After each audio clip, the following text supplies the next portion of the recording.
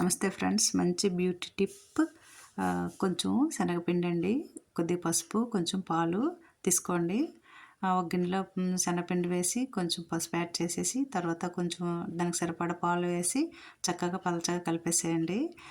కలిపేసాక కొంచెం పలచగా అవ్వాలండి. ఆ తర్వాత మీరు ఫేస్కి లైట్గా ఇలాగా రౌండ్గా చేసుకుంటూ నేను చూపిస్తున్నాను కదా, అలా అప్లై చేసుకోండి.